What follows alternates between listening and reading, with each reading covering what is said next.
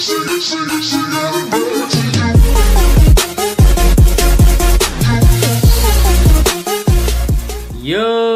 peoples, Kyushu92 here as we continue to talk about One Piece on day 14 of this 20 for 20 challenge because of One Piece's 20th anniversary since its serialization. Now today we're going to be talking about a very important subject, but at the same time it still has its secrets. We are going to be talking about the world government of One Piece. Now, as you well know, the world government is pretty much the highest authorities in the world, and who heads the world government, they are known as the Gorosei, or the Five Elders. These five people pretty much rule the entire world. They have control over the police, they have control over the Cypherpole units, they have control over the Marines, and they also had dealings and they made the pact with the Seven Warlords of the Sea to give them even more control over the world. With the government side, they can pretty much control the civilians and to some extent some pirates, but with the Seven Warlords under their belt, they can pretty much have a more extended reach. Now, the world government as we know it is responsible for the eradication of the entire O'Hara race. Now, the O'Hara race is pretty much where Nico Robin came from. She came from O'Hara. And is it O'Hara?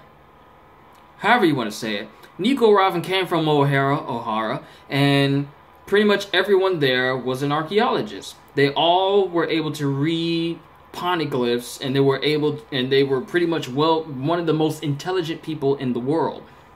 And one of them, Professor Clover, at one point met up with the world government, speaking about the Great Kingdom. Now, the Great Kingdom is a part of an even bigger mystery, because the Great Kingdom also has its part in the missing piece of One Piece's pretty much historical timeline, which we know as the Void Century. Now, because of the knowledge that Professor Clover knew, he was shot and killed for it. And pretty much everyone on O'Hara was pretty much condemned to death, save for Nico Robin, who got away from it, thanks to Jaguar D. Saul and the benevolence of Kuzan before he became an admiral.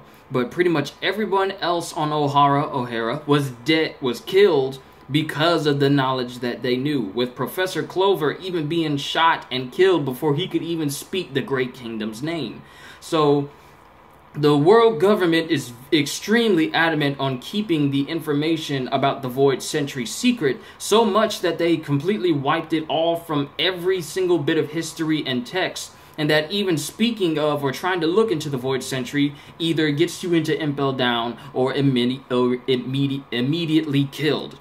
The world government, for all that we know, is pretty much doing the best that it can to keep the entire world in the dark. And the thing about the world government is they are the supposed good guys of the One Piece series. They say that they're here to protect civilians and everything, yet they enforce absolute justice, especially among some of their admirals, Fujitora notwithstanding. They enforce the idea that, well, pirates are pirates, they should be killed, I guess. So I would like to say that maybe absolute justice doesn't extend all the way up to where the Gorosei is, probably just between the admirals themselves, or it could be the Gorosei that actually enforce that sort of thing, and then the lesser Marines enforce that as well. But what we do know about the world government is that they are crazy shady. Amongst all the things that they know, they've pretty much let a lot of things slide, which would obviously, in our world, be considered greatly illegal and inhumanely immoral. And among those things is, the Gorosei really don't have any qualms about certain pirates doing certain things in the world, as long as it doesn't affect them. Case in point, when now Fleet Admiral Sakazuki, or Sakazuki, however you want to pronounce that or inflect that, when Admiral Sakazuki, Admiral Akainu came in and questioned the Gorosei about Doflamingo's dealing in Dressrosa after Doflamingo's defeat at the hands of Monkey D. Luffy, he pretty much tries and reprimands the Gorosei, even though the Gorosei completely outrank him. And Akainu pretty much has no chill. He says, you shouldn't have let this happen. Don't ever keep something like this from me again. But the Gorosei are so high in power that they tell Akainu to watch his tone, because as powerful as Akainu is, he's still ranked lower than the Gorosei. And the Gorosei have pretty much have extended reach over the entire world. Their power only secondary to the Celestial Dragons themselves. On a global scale, the Celestial Dragons rule the world. But the only people who are under them is the Gorosei. But the world government pretty much has no problem keeping people in the dark. Such as when the outbreak of Impel Down happened, and Sengoku wanted to send out some of the Marines out there and try to catch some of these level 6 prisoners who are extremely dangerous, that their history and crime record are wiped from history so that no one can ever know who they were or are.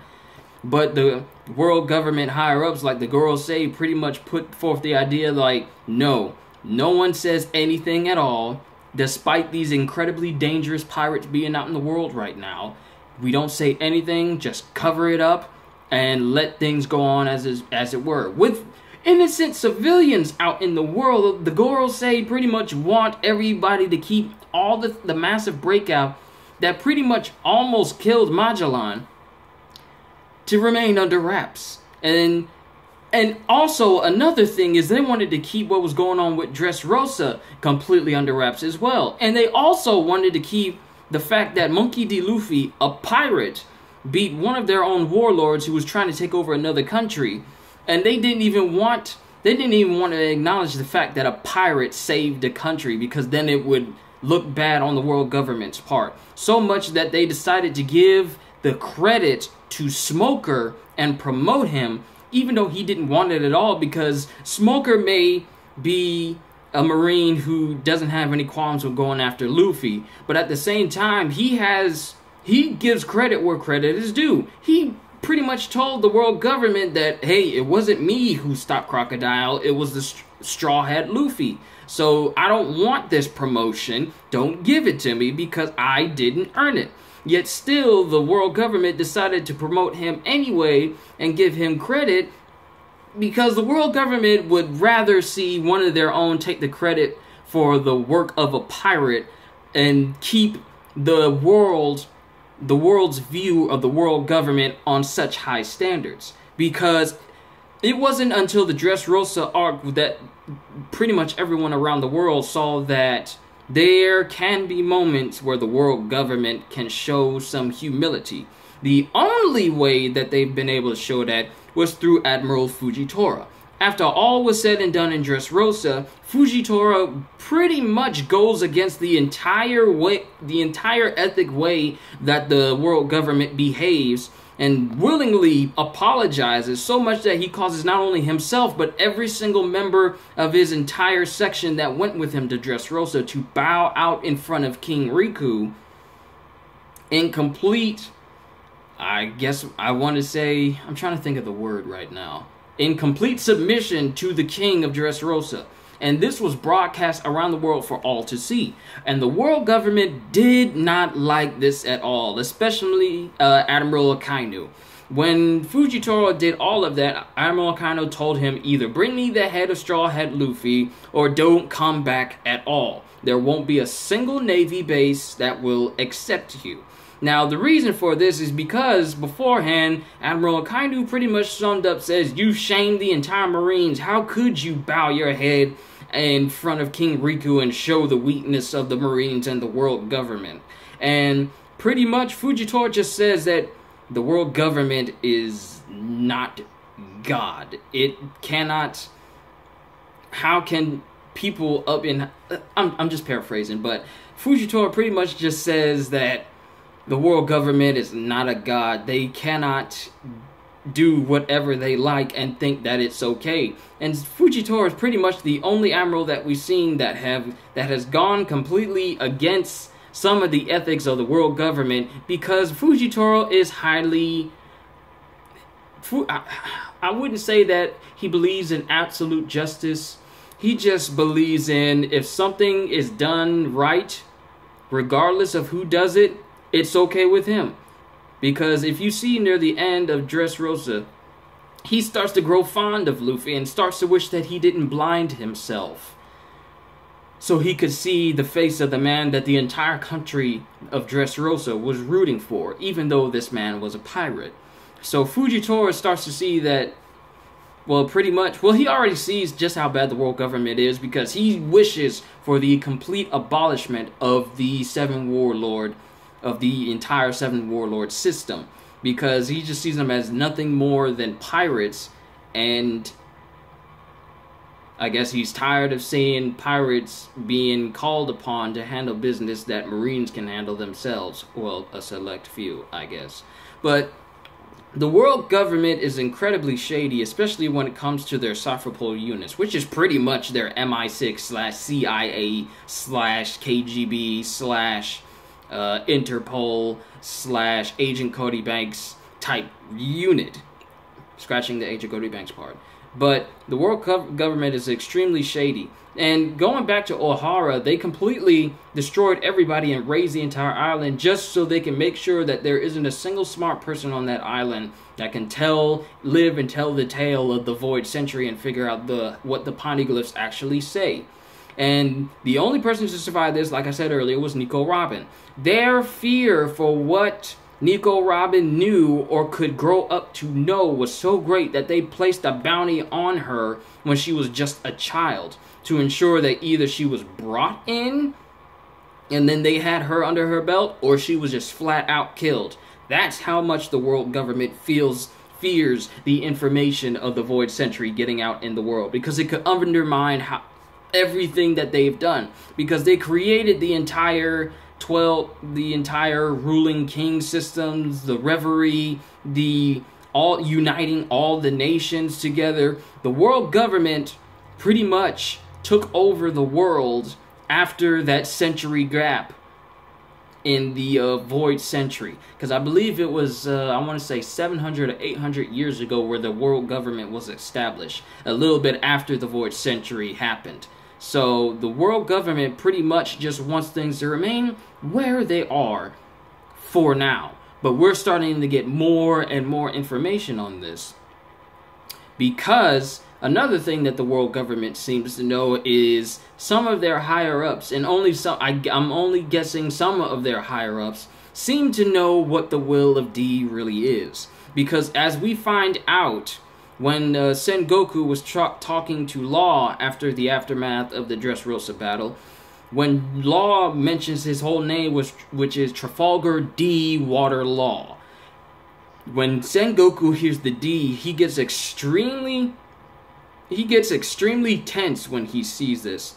And another thing is, it seems that the celestial dragons know who the D's, well, what that D stands for, and they fear it so much because Doflamingo, who was a D, Doflamingo, who was a celestial dragon as a child before his extremely humane father, Don Quixote Homing, left the celestial dragons to live like a normal person, and then his title as a celestial dragon was pretty much revoked from his entire family, and Doflamingo grew up resenting his father. He killed his father and his brother while his mother died from sickness. Doflamingo still carries that entire hatred and fear of anybody who has a D in their name. When he finds out Monkey D. Luffy is a D, he gets pretty much, I guess, interested in Luffy, but also at the same time, he's pretty much put on Doflamingo's hit list. But when Doflamingo finds out that Trafalgar D. Water Law, who has been part of his crew since he was a kid and grew up alongside him, finds out he's a D as well, Doflamingo gets very, I guess, scared and surprised at the fact that that he's been harboring a D this entire time. So the world government knows what that D stands for. We don't know the entire thing about the will of D, or how it goes back to Roger, or even if someone before Roger had that title. But what we do know is that the higher-ups of the world government know the history behind that name. Otherwise, they wouldn't be not even defensive, but pretty much, what is that word? Dismissive. Yeah, dismissive. Whenever it's mentioned to the higher-ups of the Marines, they brush it off and change the subject. I don't know what the will of D is. I don't know what the significance of the people who have D in their name is. But whatever it is, it's enough to put the entire world government on edge. And the thing about the world government is they only pay attention to things that impact their, what is it? I want to say, what is that word when you want to look good in the eyes of the people? They're standing. Yeah, they're standing with the citizens of the world. Anything else that happens that doesn't even remotely affect them in the slightest, they let slide. The kingdom of Alabasta being taken over by a warlord, they don't care. Monkey D. Luffy being a warlord, and who was taking over the entire country, they apparently care enough to not only not credit Luffy as the one who beat him, but give the credit to one of their own soldiers who had nothing to do with the success of Crocodile's downfall. Dressrosa being taken over by Doflamingo entirely, and then causing not only the king himself to be imprisoned, but pretty much every significant person on Dressrosa's kingdom ship to be replaced by Doflamingo's entire crew, and Doflamingo ruling it for I don't know how many years. The world government just lets that go. But as soon as Luffy beats Doflamingo, yet another warlord, they then decide to try and cover it up. But Fujitora pretty much exposes everything. And that starts to very much grate on the world government as a whole. So the world government only pays attention to things that can potentially ruin their reputation, but everything else is just pretty much okay for them. Like, really, dude? Really? But the world government, they themselves, they also know the strength of pirates as well, because as much as they don't like pirates, they also acknowledge their strength. Like, Luffy is a very prevalent person who rose from being just another rookie to being someone that the girls say themselves watch out for. Because they constantly comment on his exploits, and they also know they know the history behind the entire Monkey D family. And they also know the relationship between Monkey, Dragon, Garp, and Luffy themselves. And they also know that he's a lot more trouble than they give him credit for. They also know that ex-Admiral Aokiji, now Kuzan, has allied himself with Blackbeard. And they at one point, I guess they blamed Akainu for not keeping Kuzan for going to Blackbeard, but Akainu says that that's not my decision. That's not my fault he decided to go with them. So, but they also acknowledge the other strength of pirates as well, because after Blackbeard became a Yonko, the girls say list off a long line of people who have the potential and can possibly be the ones, and the people who only have the real chance of defeating Blackbeard, since Blackbeard has been pretty much making big moves in the world right now, which would be Big Mom, I want to say Shanks, Marco, and I believe Kaido as well. Forgive me if I'm missing one. So the Gorosei know who the strong individuals are, but at the same time they pretty much leave everyone to their own devices until it impacts them internally and externally. So as I want to know what happened in the Void Century, and then let it be exposed. I cannot. We just gotta wait, because we're still in Whole Cake Island, and we still got Wano Country to go to. Then we still gotta find Marco. Then we still gotta go back to uniting all the Straw Hats together. Oh boy, we got a long way to go.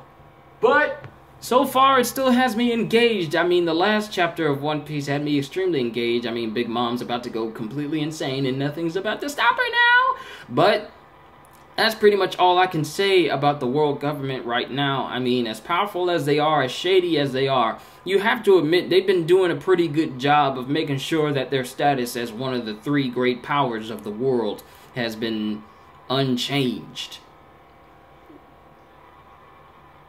Yeah, I guess they can be counted as three great powers, because that would be the Yonko, the Warlords, and the Admirals, because they're pretty much considered the three great powers of the world. But enough of that. Hope you all enjoyed my little discussion about the world government. I'm sorry that I took too long to discuss everything that I wanted to, but I just wanted to keep it a little bit short. And my clock says 20 minutes. Yeah, short.